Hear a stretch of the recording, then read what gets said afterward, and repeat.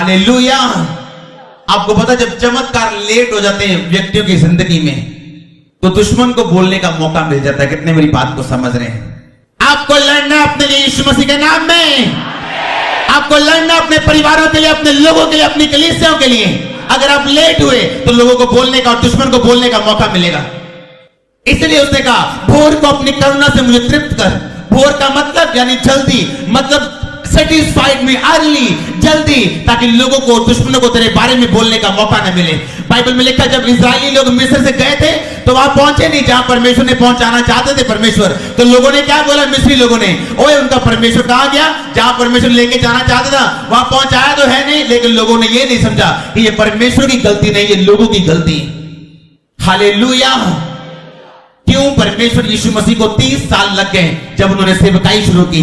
जबकि 12 साल की उम्र में यीशु मसीह जानते थे, जब वो यरूशलेम में रुक गए, जानते थे कि मुझे अपने पिता के घर में जाना जरूरी है। और माता पिता को बोलते, जब उनके माता पिता ढूंढते वापस आए उसको यरूशलेम में, कहते तू यहाँ क्यों है? कहते तुझे नहीं पता, तुम्हें नहीं पता? अपने माता पिता को यीशु मसीह कहते कि मुझे अपने पिता के घर में होना जरूरी है। यीशु मसीह 12 साल के जानते थे कि उसे पिता के घर में होना जरूरी है, लेकिन अगले 18 साल वो माता पिता के वश में रहे, अपने पिता के साथ कारपेंटरी का काम करते रहे, लकड़ी का काम करते रहे, ताकि वो सिद्ध हो जाएं और परमेश्वर के कामों को कर सकें और शैतान को किसी भी गेम को खेलने का उसको मौका ना मिले। आमीन। ये आपकी मर्जी है, आप फाइट करते हैं या नहीं। कितनी प्रार्थना है आपकी, अपने आप से पूछो। कितना टाइम आप बाइबल को देते हैं, अपने आप से पूछो। कितना टाइम आप शरीर की सुनते हैं या आप केवल परमेश्वर की आत्मा की सुन के उपवास में जाते हैं? हालेलुया। परमेश्वर ने बाइबल में लिखा, तूने मुझे नहीं चुना। विश्वासी नहीं कह सकता कि परमेश्वर को मैंने कबूल किया था 2004 में। परमेश्वर ने कहा, तूने मुझे नहीं चुना, मैंने तुझे चुना और ठहराया है कि तू फल लेके आ सके और तेरा फल बना रहे। लिखा, जब एक विश्वासी फल लेके आता है, एक विश्वासी का अमीर होना फल लेके आने के बराबर नहीं। एक विश्वासी का चंगा होना यह फल नहीं है। चंगाई लेने के बाद क्या वो परमेश्वर की महिमा कर रहा है या फिर से संसारिक कामों में जा रहा है, ये फल है। अमीर होने के बाद क्या उसने कभी गरीब की मदद की है या नहीं की है, ये फल है। आमीन। और बाइबल में लिखा, परमेश्वर फल ढूंढने के लिए आते हैं। वचन सुनने के बाद क्या व्यभिचार छोड़ा है या अभी भी वही हालत है? चोरी छोड़ी है या अभी भी वो हालत है? वचन सुनने के बाद अभी भी क्या कुंडियां लगती हैं बिजली वाली, क्या अभी छोड़ दी है वचन सुनने के बाद? लिखा, वो फल है जो आप लेके आते हैं। और लिखा, जब तू फल लेके आएगा मैं तुझे और छांटूंगा ताकि तू और सुंदर हो सके और बढ़ सके और मैं तुझे और आशीषित करूंगा। हालेलुया। ये आपके ऊपर है, परमेश्वर के ऊपर नहीं। एक परमेश्वर का बहुत बड़ा सेवक, जिस ग्रुप से बेनी हिन जी और सब बड़े बड़े सेवक निकले, एक दिन वो प्रार्थना कर रहे थे। प्रार्थना करते करते परमेश्वर ने बात करनी शुरू कर दी और एकदम से ही शैतान, दुष्ट आत्मा एक बंदर के रूप में उनके सामने आ गए और शोर मचाने लगा। वो गुस्सा हो गया अपने दिल में, क्योंकि जब शैतान ने शोर मचाना शुरू किया उन्हें परमेश्वर की आवाज सुननी बंद हो गई। वो अपने दिल में गुस्सा होने लगे परमेश्वर से कि परमेश्वर तू शैतान को दूर क्यों नहीं करता? मैं तेरी आवाज सुन रहा था, मैं प्रेयर में था, मैं तेरी हुजूरी में था, और जब से मैं प्रार्थना में बढ़ने लगा हूं शैतान मुझे तंग कर रहा है और तेरी आवाज सुननी बंद हो गई। वो गुस्सा होते रहे और परमेश्वर ने कुछ नहीं किया। थोड़ी देर के बाद जब वो खिंच गए पूरी तरह से, बोले शैतान दूर हो जा यीशु मसीह के नाम में, और शैतान चला गया। और परमेश्वर से पूछा, परमेश्वर तूने शैतान को दूर क्यों नहीं किया? परमेश्वर ने कहा, बेटा ये मेरा काम नहीं है, ये तेरा काम है। कहते मेरा काम नहीं है शैतान को दूर करना, शैतान को दूर करना तेरा काम है। आमीन। परमेश्वर का मैंने दूर नहीं करना शैतान को, मैंने तुझे अधिकार दिया। क्या तूने बाइबल में नहीं पढ़ा? क्या तूने नहीं पढ़ा कि मैंने तुझे सांप और बिच्छू को रोकने का अधिकार दिया? पर किन चेलों को जो लंबा समय बिता चुके परमेश्वर के साथ। संडे मैंने बताया था, परमेश्वर ने पहले दिन पतरस को नहीं कहा था, ले पतरस मैं तुझे अधिकार देता हूं, जा दुष्ट आत्मा को निकाल और रोगियों को चंगा कर। बाइबल में पहले दिन पतरस को बुलाया, अपना बिजनेस छोड़ के, फैमिली छोड़ के पतरस परमेश्वर के पीछे चल दिया, ये ना जानते हो कि मेरा बनना क्या है। यीशु मसीह ने कहा, बच्चों की नहीं मेरे पीछे आओ, सियाने मत बनो, बी प्लान मत रखो, एक ही प्लान रखो और परमेश्वर के पीछे जाओ। आमीन। और लिखा, जब पतरस बहुत दिन तक, बहुत महीनों तक परमेश्वर के साथ साथ चलता रहा, एक दिन परमेश्वर ने 12 को अपने पास बुला के बोला कि मैं तुम्हें अधिकार देता हूं, जाओ और दुष्ट आत्मा को निकालो और सब प्रकार की बीमारियों और दुर्बलताओं पे अधिकार रखो। कितनों को समझ आ रही है? आज आप परमेश्वर को कंप्लेंट कर रहे हैं, आप परमेश्वर को परमेश्वर ये काम क्यों नहीं हो रहा, मेरा ये काम क्यों नहीं हो रहा। परमेश्वर ने कहा मेरी उपस्थिति में चलता जा और सिद्ध होता जा। आमीन। मेरी उपस्थिति में चलता जा और सिद्ध होता जा। अपने आप को स्ट्रांग कर। अगर आपको गाड़ी चलानी ना आती हो, मैं कभी नहीं बोलूंगा आपको चलाने के लिए। यीशु मसीह ने कहा जिस तरह तेरा स्वर्गीय पिता सिद्ध है, तू भी सिद्ध होता जा। अगर आप सिद्ध नहीं हो सकते इंसान होने की वजह से, तो परमेश्वर बाइबल में कभी ना लिखते कि सिद्ध होता जा। इसका मतलब क्या है, आप हो सकते हैं।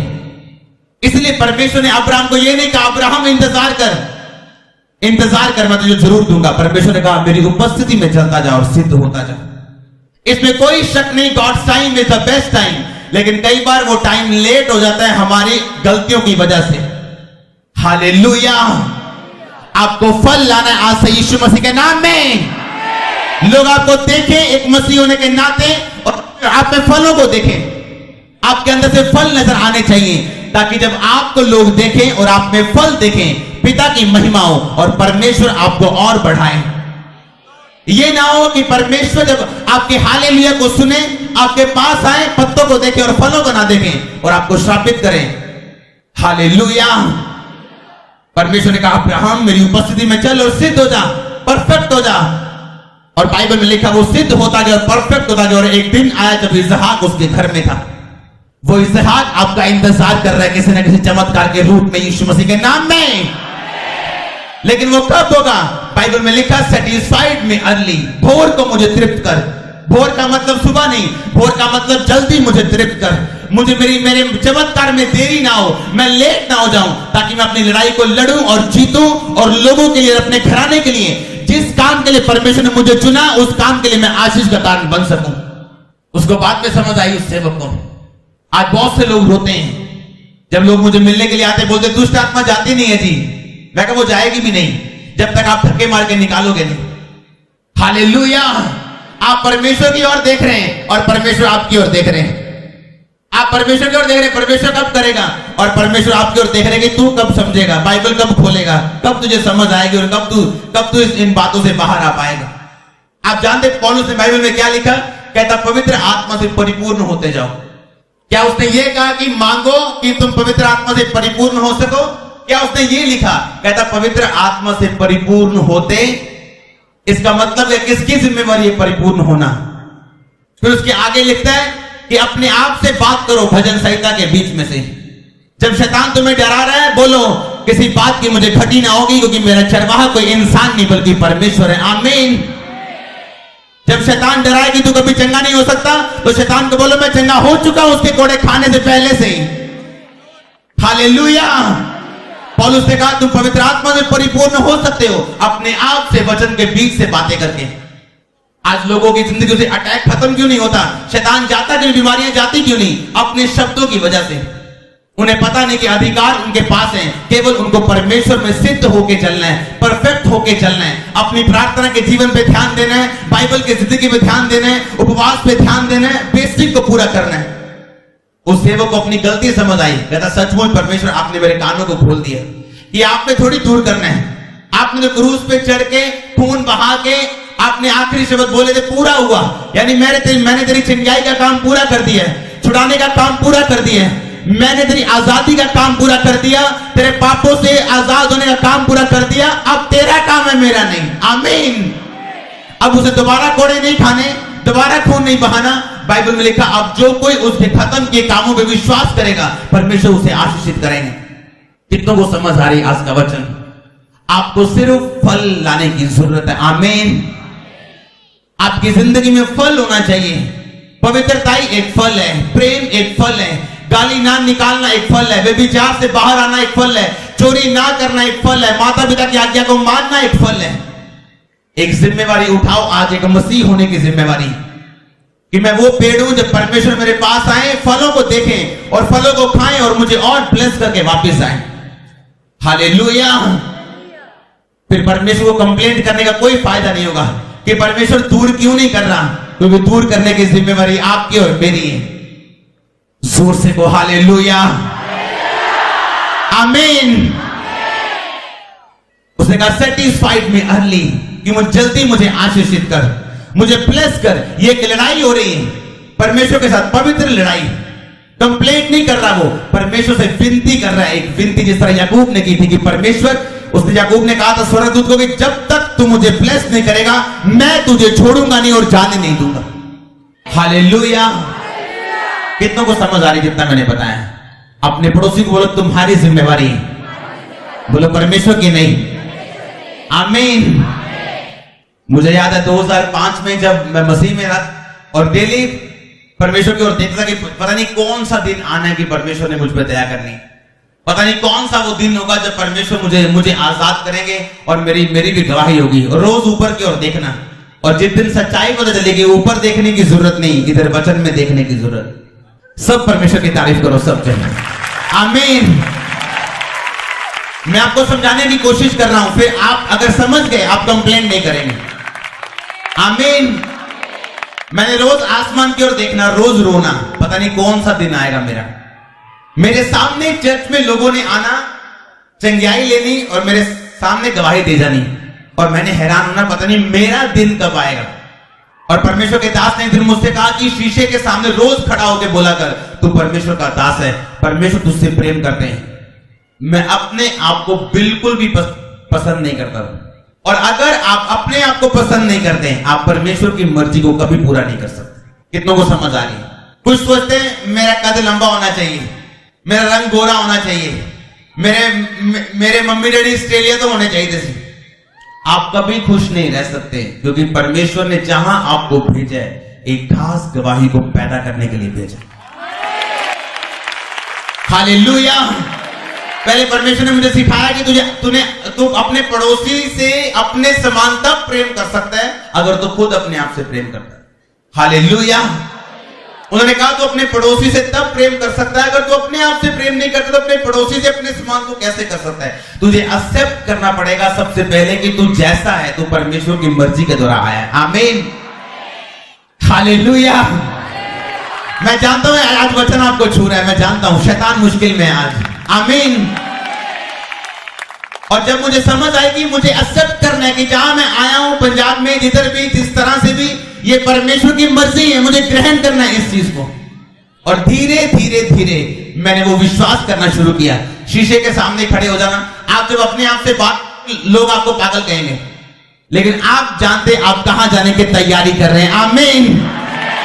जब मैंने अपने आप से बात करने की यह चरवा है, मुझे घटी नहीं होगी, परमेश्वर मुझसे प्रेम करते हैं, उसके कोड़े खाने से मैं चंगा हो चुका हूं। लोगों को अटपटा लग सकता है, लेकिन आप जानते आप एक तैयारी कर रहे हैं गवाही देने की यीशु मसीह के नाम में। फिर मैंने ग्रहण किया अपने आप को, मैंने एक्सेप्ट किया कि परमेश्वर मैं जानता हूं मेरी जिंदगी में चुनौतियां हैं, बहुत सारी मुश्किलें हैं, लेकिन अगर वो ना होती तो आप मेरी जिंदगी में गवाही को पैदा नहीं कर सकते थे। एक्सेप्ट किया, ग्रहण किया, रोज वचन को अंगीकार करना शुरू किया, इस बात को ग्रहण करना शुरू किया कि ये परमेश्वर की जिम्मेवारी नहीं है, ये मेरी जिम्मेवारी है परमेश्वर में बढ़ना। आप जानते जब शाऊल को राजा बनाया गया था, शाऊल अपने शारीरिक पिता का आज्ञाकारी बेटा था। कितने लोग जानते हैं? जब उसके पिता ने कहा था शाऊल गदियां गुम गई जाके लेके आ, लिखा शाऊल अपने पिता की बात को सुन के ढूंढने के लिए चला गया, और गदियों को ढूंढते ढूंढते शमूएल के पास जा पहुंचा, और शमूएल ने उसका अभिषेक कर दिया राजा होने के लिए। बाइबल बताती है जब आप आज्ञाकारी हैं, पहला परमेश्वर और दूसरा परमेश्वर के दासों के, हमेशा परमेश्वर आपको चुनते हैं अपनी महिमा के लिए। और फिर बाइबल में लिखा कि परमेश्वर की आज्ञाकारिता के कारण शाऊल पे एक मसा था, जो मसा उस मसे ने मजबूर कर दिया कि वो परमेश्वर की आशीष को अट्रैक्ट करे, अपनी तरफ आकर्षित करे, वो परमेश्वर की ब्लेसिंग को अपनी तरफ। कितने मेरी बात को समझ रहे हैं? फिर एक दिन आया जब शाऊल मसा हो गया और परमेश्वर के साथ साथ चलने लगा, और एक दिन आया जब शाऊल ने फिर से परमेश्वर की बात को मानने से इनकार कर दिया। अब परमेश्वर की हुजूरी शाऊल की जिंदगी में नहीं है, और जो मसा था वो धीरे धीरे कम हुआ, जो कुर्सी थी वो छीन के परमेश्वर ने दाऊद को दे दी। कितने मेरी बात को समझ रहे? अगर शाऊल सिर्फ रोता रहता तो क्या बात बनती? कि मसे से बात बनती? बाइबल में ऐसा लिखा होना था फिर कि तेरी दुहाई देने के कारण तेरे सारे बंधन तोड़ दिए जाएंगे। लिखा अभिषेक के कारण तेरे सारे बंधन तोड़ दिए जाएंगे। आमीन। और शैतान जानता है एक व्यक्ति की जिंदगी में अभिषेक तब आता है जब एक लंबा समय वो परमेश्वर के साथ साथ चलते हैं। मौसम खराब हो गया तभी भी परमेश्वर के साथ, प्रॉब्लम हो गई तभी परमेश्वर के साथ, बीमारी आ गई परमेश्वर के साथ, कष्ट आ गया परमेश्वर के साथ। तो लिखा एक समय आता जब परमेश्वर फिर बोलते हैं जा मैं तुझे अधिकार देता हूं बीमारियों को खत्म करने का, दुर्बलताओं को निकालने का, दुष्ट आत्मा को निकालने का। आमीन। और बाइबल में लिखा है जब शाऊल अनाज्ञाकारी हुआ और जो मसा परमेश्वर का उसकी जिंदगी में जब मसा गया वो कुर्सी भी चली गई। शैतान को एक ही बात की चिंता है, कहीं आप पवित्रता में ना रह जाओ, कहीं आप आज्ञाकारी ना हो जाओ, क्योंकि आज्ञाकारिता अभिषेक लेके आएगी, अभिषेक राज्य लेके आएगा, कुर्सी लेके आएगा। मेरी कुर्सी अलग है, आपकी कुर्सी अलग है। मेरी कुर्सी प्रेरित की पास्टर की हो सकती, आपकी कुर्सी बिजनेसमैन की हो सकती, पास्टर की हो सकती, भविष्यद्वक्ता की हो सकती, एक अच्छी फर्म की हो सकती, कुछ भी आपकी कुर्सी जो परमेश्वर ने आपके लिए सोची है वो हो सकती है। कब? जब आप आज्ञाकारिता और पवित्रता में एक लंबा समय परमेश्वर के साथ निकालते हैं और फल लेके आते हैं। मैंने को फिर कहा चंगाई फल नहीं है। आप चर्च में आए, एक बहन बीमार आई, पास्टर की लाइफ में एक वरदान काम करता है चंगाई का, उसने प्रार्थना की, बहन चंगी हो गई, लेकिन ये फल नहीं है। अब फल क्या है कि चंगा होने के बाद यीशु मसीह को फॉलो करना, उसके वचनों को मानना, पवित्रता में रहना, प्रार्थना में रहना, रोज बाइबल को पढ़ना, ये फल है। हालेलुया। इसीलिए परमेश्वर ने दाऊद को अभिषेक किया। क्यों? क्योंकि दाऊद एक लंबा समय परमेश्वर के साथ रह चुका था जब वो जंगल में था। और बाइबल में लिखा है जब वो जंगल में रहकर परमेश्वर के साथ वफादारी से चल चुका था, परमेश्वर ने उसको अभिषेक किया। और एक जब फिर लंबा समय हो गया परमेश्वर के साथ उसको चलते। कितने साल का था दाऊद जब वो कुर्सी पे बैठा? कितने साल का था वो? 30 साल का। जब वो यहूदा का राजा बना, कितने साल का जब वो इस्राएल का राजा बना? 37.5 साल। कितनों को समझ आ रही? ये परमेश्वर की मर्जी नहीं है कि वो 37.5 साल का होके राजा बने। ये दाऊद की मर्जी है कि वो उस कुर्सी को कितनी स्पीड से हासिल करना चाहता। कितनों को समझ आ रही? आप जानते हैं जब दाऊद को मसा कर दिया गया था लेकिन राजा नहीं बना था वो, उसे एक दिन शाऊल मिला। दाऊद के बंदे बोले शाऊल को मार दे, तेरी कुर्सी में एक ही रुकावट है शाऊल, अगर तू शाऊल को मार देगा अगला राजा तू ही है। दाऊद एक बात जानता था कि शैतान अगर किसी को गिराना चाहे तो उसको गिरा नहीं सकता जब तक वो उस व्यक्ति से पाप ना करवाए। अब शैतान जानता था कि अगर मैं इसको रोक सकता हूं राजा बनने के लिए तो एक ही चॉइस, एक ही रास्ता है, मुझे इससे परमेश्वर के वचन के खिलाफ कोई काम करवाना पड़ेगा। और शैतान क्या चुनता है आप जानते हैं? आपकी सबसे बड़ी जरूरत को वो चुनता है हमेशा। अब दाऊद की सबसे बड़ी जरूरत क्या थी? कि दाऊद का जो सबसे बड़ा दुश्मन है शाऊल, जो उसे मारने के लिए घूम रहा है, वो मर जाए। और उसकी कुर्सी के बीच में कौन खड़ा है? शाऊल। अब एक ही बंदा जाना था, शाऊल, और दाऊद पूरी उम्र के लिए आजाद था। शैतान ये बात जानता था, इसलिए शैतान ने कहा कि जाके शाऊल को मार और तू कुर्सी का हकदार है। लेकिन दाऊद ने कहा कि मैं यहोवा के अभिषिक्त की तरफ हाथ उठा के उसको मार के यहोवा का अपराधी क्यों बनूं? और इस बात के लिए परमेश्वर ने दाऊद को आशीषित किया। कितने मेरी बात समझ रहे हैं? अब कुर्सी उसकी सामने खड़ी थी, अब उसे पता भी है कि वो अभिषेक किया गया राजा होने के लिए, एक ना एक दिन कुर्सी पे चढ़ना है, तो आज क्यों नहीं? आप जानते हैं जब दौड़ लगती है ओलंपिक में, एक लैप पूरा होता है, दूसरा होता है 10वां लैप। अगर आखिरी लैप में जो दौड़ने वाला व्यक्ति है वो ज्यादा एक्साइटेड हो जाए तो वो दौड़ हार सकता है। आप देखते हैं कई बार कोई दौड़ने वाले या कार रेस में करीब आके लोग हार जाते हैं और दूसरा पीछे से निकल जाता है आगे। देखा आपने? वही काम शैतान दाऊद से करवाना चाहता था कि तू आगे निकल रहा है, अब यहां एक पाप तू करेगा और मैं तुझे खत्म कर दूंगा।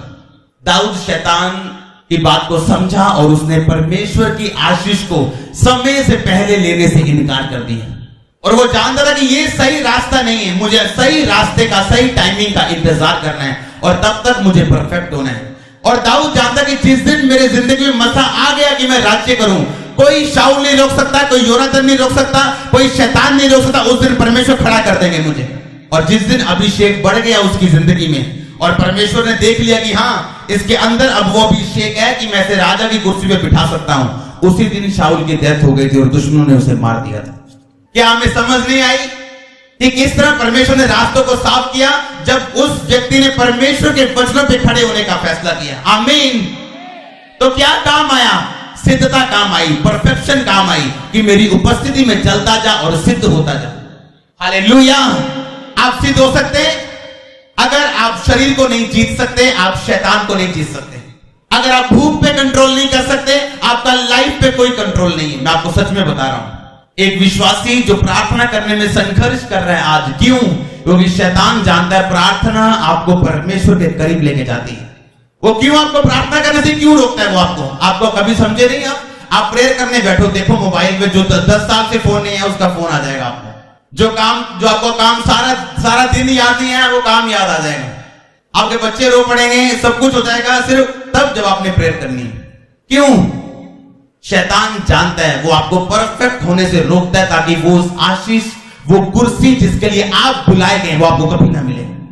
एक दिन परमेश्वर का आत्मा मुझसे कह रहा था कि कितने लोग हैं जिनके रास्ते परमेश्वर खोलना चाहते हैं। ऐसे देश परमेश्वर मुझे दिखाए जो देशों में परमेश्वर लोगों को भेजना चाहते हैं, लेकिन परफेक्शन ना होने की वजह से, परमेश्वर की भूख और प्यास कम होने की वजह से वो ताकत नहीं है उनमें कि वो उन रास्तों को, उन चीजों को तोड़ सके। आपके घर में अगर वो पानी वाली मोटर होती है ना, आपके घर में समर्सिबल, अगर आप 50,000 वाली भी मोटर लगा लें ना, वोल्टेज पूरी ना हो, वो पानी कभी नहीं चढ़ा सकती। आपका कई बार जिंदगी ठीक है, कोई पाप नहीं है, लेकिन प्रार्थना इतनी कम है कि पानी चढ़ता ही नहीं है ऊपर, चार्ज ही नहीं है अंदर। शैतान जाएगा कैसे? वो जाएगा ही नहीं। अगर वो नहीं जाएगा, आपके रास्ते कभी नहीं खुलेंगे। कितनों को आज समझ आ रही परमेश्वर का वचन? प्रॉब्लम आपकी प्रॉब्लम नहीं है, प्रॉब्लम आप खुद हैं। प्रॉब्लम शैतान नहीं है, प्रॉब्लम हम खुद हैं। वो सेवक इतना रोया, कहता परमेश्वर आपने दूर क्यों नहीं किया? परमेश्वर कहते मेरा काम नहीं है दूर करना, तेरा काम है दूर करना। मेरा काम नहीं है दूर करना दुष्ट आत्मा को, तेरा काम है दूर करना। क्या तू नहीं जानता कि मैं क्रूस पे चढ़ चुका हूं, उठ चुका हूं, जीवित हो चुका हूं, तुझे आत्मा दे चुका हूं, तुझे वचन दे चुका हूं? मैं हैरान होता हूं, अब्राहम, उसके पास वचन नहीं था। वचन ना होना कि ना होते हुए भी वो आत्मा में इतना सिद्ध व्यक्ति था, और हमारे पास पूरा वचन है और तभी भी ये हाल है। अब्राहम कोई पास्टर नहीं था, परमेश्वर से गाइड करते थे, लेकिन आज परमेश्वर ने कलीसिया को बाइबल में लिखा सिद्ध होने के लिए पास्टर दिए, प्रॉफिट दिए, प्रेरित दिए, लेकिन फिर भी हमारा ये हाल है। फिर क्या कंप्लेंट कर सकते हैं परमेश्वर को, ऐसा क्यों नहीं हुआ? नहीं कर सकते। किस मुंह से कंप्लेंट करेंगे, जबकि हम वचन को आज जानते हैं कि जिम्मेवारी हमारी है। आमीन। और जब मुझे समझ आया कि जिम्मेवारी मेरी है, मैंने परमेश्वर की ओर नहीं देखना, परमेश्वर ने मुझे ब्लेस कर दिया है, मुझे अंगीकार करना है हमेशा।